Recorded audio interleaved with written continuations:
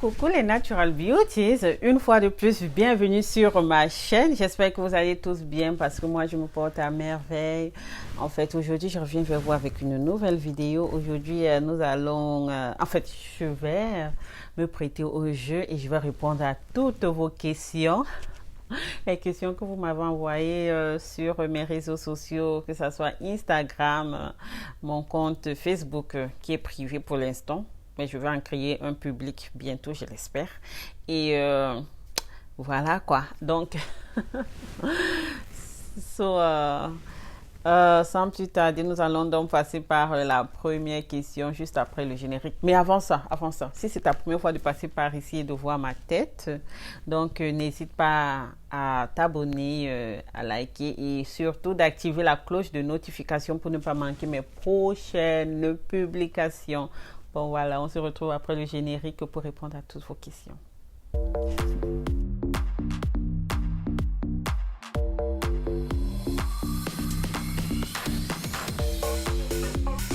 Coucou les Natural Beauty, j'espère que vous allez tous bien parce que moi je me porte à merveille, je vous l'ai dit, grâce à Dieu et j'espère que c'est le cas chez vous également. Aujourd'hui, je vais répondre à toutes vos questions en fait, je ne vais pas trop tarder. La première question, c'est comment est-ce que je m'appelle? Bon, je m'appelle Mama Hawa. Mama Hawa, c'est un nom que j'ai choisi comme ça parce que je sais que je suis une mère et puis Hawa, c'est vraiment mon nom. Donc, je suis une maman. Donc, voilà. Donc, je dois être Mama Hawa. Comment le faire en Afrique, en fait? En Afrique, quand tu es maman, on t'appelle Mama ou bien Maman et tout, avant de dire ton nom. Donc, du coup, je suis Mama Hawa. Et... voilà quoi. Où est-ce que je vis? La deuxième question, voilà, je vis aux États-Unis il y a de cela presque 6 ans déjà. Et voilà, je vis avec ma famille, mon mari et mes 2 enfants, une fille de 4 ans et un garçon de presque 2 ans. Je sais, très occupé, très, très, très busy. Ils sont terribles, mais ils grandissent bien. Gloire à Dieu, on rend grâce à Dieu pour tout en fait. Comment est-ce que s'est passée mon adaptation? Oh, avant ça, vous me demandez où est-ce que je suis d'origine, en fait. Je suis d'origine camerounaise et voilà, et du Nord Cameroun plus précisément. Le Nord Cameroun est dans la place. Une Maïramjo. Wallahi maramjo usenimi torima gamjo tsado hawadiya mianda midahata wallahi maramjo usenimi torima gamjo tsado hawadiya mianda midahata. Bon, peut-être que je vais couper ça. Je n'avais vraiment pas besoin de le faire, mais je vais couper ça. Je viens du Nord Cameroun. Enfin, le Nord Cameroun représenté, n'est-ce pas? On en a besoin aussi parce que ça me tuait de savoir comment tout le monde, surtout mes frères camerounais là, ils parlent de tout. Mais je me disais, mais pourquoi nous du Nord, où sommes-nous? Où sommes-nous pour aussi parler de ce qui se passe au nord du pays? Bon, pas pour tirer la couverture de notre côté, mais pour parler parce que des fois quand on parle du Cameroun, c'est Yaoundé, Douala, le sud et tout. Et je me suis dit, mais on est là, hein? Ouh, on est là. Mais c'est pas pour ça que j'ai créé cette chaîne, rassurez-vous. Comment se passe mon adaptation? Difficile, c'est une des questions. Mon adaptation ici se passe, le début était très très très difficile, c'est clair. Il y avait la barrière linguistique qui a été un calvaire, franchement, c'était pas évident du tout, c'était pas facile. Et d'autant plus que quand tu viens d'arriver, tu n'as pas d'activité, tu n'as rien, tu ne t'exprimes pas, tu ne communiques pas avec les autres et du coup, il faut faire beaucoup de papiers chez les Blancs. Franchement, ici, partout, les immigrés là, vous savez, il faut toujours faire des papiers pour être en règle, tous ces tracas-là. Donc, il y avait ça en fait qui prend le temps et en fait, je suis restée à la maison beaucoup. J'ai fait peut-être 1 mois comme ça, j'étais à la maison. Et quand mon mari ne rentre pas, je ne parle avec personne. Personne. C'était terrible. Hein. Je me disais, c'est quelle vie ça? Je vais rentrer chez moi. Non, franchement, je me disais, je vais rentrer chez moi. C'est quelle vie? C'est quoi ça? Mais franchement, où sont les voisins? Mais les voisins, ils s'en foutent. Hein. Ils font leur truc. C'était chiant, franchement, pour quelqu'un qui vient du Cameroun et du Nord Cameroun en plus. Vous savez comment on aime se mélanger. On aime cohabiter, on a une vie sociale trop différente. Donc pour moi, ça me tuait. Ça me tuait. Je suis personne de famille, j'ai grandi dans une grande famille, donc ça me tuait. Et voilà, c'était pas évident. Jusqu'à ce que je commence à aller à l'école et me faire des amis, même comme c'était pas en fait, c'est pas la même chose, c'est pas la même chose. Donc c'est ça, mais c'est pas ça. Mais on s'intègre, on commence à s'habituer au rythme de vie, à la façon de vivre, à leur culture, et on s'adapte petit à petit. Donc c'est pas évident du tout. C'est pas évident. Et puis on apprend la langue, et puis on apprend tellement de choses en peu de temps, tellement trop de choses, tellement trop de choses. Donc, mais c'est faisable, vous savez. Les Africains, là, nous, je ne sais même pas. On est partout, donc c'est faisable. Et est-ce que le pays me manque? Oui, le pays me manque. Le pays me manque tellement, terriblement, et le pays me manque beaucoup. C'est clair. C'est clair, c'est clair. Franchement, je suis arrivée ici beaucoup trop tard. Je ne suis pas arrivée jeune. Je suis arrivée ici parce que je me suis mariée. Donc, du coup, il n'y a que 5 ans. Il n'y a que 5 ans. Ça va faire 6 ans en décembre aussi.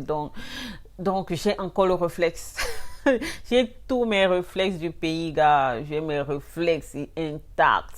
Ça ne va même pas partir parce que je suis arrivée ici à un âge adulte. C'est pour les petits-enfants là que des fois ça part. Mais pour mes enfants ici, je me rassure qu'ils sachent qu'ils sont africains, qu'ils sont camerounais, qu'ils sont fiers de ce qu'ils sont. Pour eux ici, franchement, c'est différent. C'est différent. Quand tu as les parents africains qui savent qu'ils sont fiers de qui ils sont. Non, tu ne peux pas être un enfant aliéné, c'est clair. La manière dont on les éduque là. Ils savent qui ils sont fiers de qui ils sont. Ma fille parle du Cameroun tout le temps. Comment elle veut partir au Cameroun. L'autre est là même, il ne parle pas encore très bien, mais il sait. Il sait parce que c'est 100% Afrique, c'est 100% Camer ici. On met les musiques du Nord Cameroun, je les parle en langue africaine, en nos langues. Et on se bat franchement pour qu'ils sachent que voilà, c'est ça. Et leur papa aussi fait pareil. Et du coup, ma fille, même quand elle est avec ses amis, ses copines là, elle parle. Quand elle veut dire merci, elle dit merci. En une langue africaine qu'elle a apprise. Et puis ils sont là, oh! Ça veut dire quoi? Et elle est trop fière d'elle. Elle dit, oh, ça veut dire tel, ça veut dire ceci, ça veut dire merci en ma langue africaine. Donc voilà, elle a déjà ça. Donc c'est un peu ça. C'est difficile. La famille me manque, mais je me rassure. On se rassure, mon mari et moi, de faire en sorte que les enfants aient ça. Ils aient cette base où ils sont fiers d'eux, ils sont fiers de ce qu'ils sont et qu'ils ne soient pas aliénés du tout. Pas du tout, genre, oh, pour moi, c'est pas bien, c'est pour l'autre qui est bien. Non, pour toi, pour toi est nickel. Si pour l'autre est bien, pour toi aussi est bien. Pour tout le monde est bien. Pour toi n'est pas dernier, ni machin truc chose là, non. Donc voilà, c'est ça qu'on les inculque. Et le pays, c'est clair, le pays me manque. Comment est-ce que mes relations se passent maintenant avec mes amis et la famille? C'est difficile. C'est très difficile les relations. Mes relations là maintenant.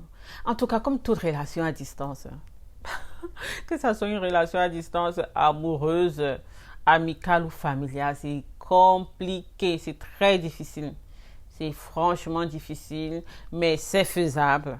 Ça demande beaucoup de dialogue aussi, beaucoup de communication pour éviter tout malentendu. Pour éviter tout malentendu et tout. Donc, c'est un peu ça. Et puis, c'est un peu...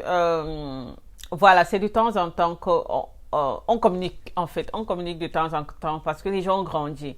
Déjà, mes amis, nous avons tous grandi, et puis les gens sont occupés. Vie familiale, vie, comment dire, vie sociale, tout est pas évident. Et les gens qui travaillent, le boulot, tout ça. Donc, si on trouve un tout petit peu de temps où on va causer, on va un peu papoter, franchement, nous sommes contents. Et puis, on rend grâce à Dieu pour ça. Donc, c'est un peu ça. C'est un peu ça. Et il faut qu'on essaye de toujours travailler sur la tolérance et la compréhension. C'est vrai que nous ne sommes plus, genre, physiquement ensemble. Nous ne traversons pas les mêmes difficultés, les mêmes problèmes, mais il faut considérer la situation de l'autre, les difficultés de l'autre. C'est pas parce que tu ne traverses pas la même chose que tu vas minimiser ce que l'autre traverse en disant oh non c'est rien. Non, moi je me dis toujours que si quelqu'un te parle de son problème et que ça l'affecte de manière à ce qu'il ne de manière à ce qu'il se trouve vraiment au plus bas de son état d'esprit, c'est que c'est quelque chose que tu dois considérer. Même si tu as l'impression que la personne, en fait, toi, tu vas gérer la situation beaucoup mieux que la personne, mais il ne s'agit pas de toi, en fait. Il s'agit de la personne. Tu dois soutenir la personne, peu importe ce qu'elle traverse. Et c'est un peu ce que j'ai comme problème actuellement et beaucoup de difficultés avec mes amis ou bien la famille, c'est qu'ils ne comprennent pas mes difficultés. Ils ne comprennent pas mes problèmes à moi. Et ça peut être stressant, frustrant, mais du coup, voilà quoi. Voilà, et du coup, je parle plus trop de ce que je traverse parce que au départ, quand tu parles, c'est que, oh, toi, tu es bien, tu es aux États-Unis, oh, toi, tu es bien, tu es aux États-Unis. C'est genre, même les maladies, même quand tu es malade, c'est genre, oh, mon Dieu, vos hôpitaux. Mon ami, il y a malpractice partout.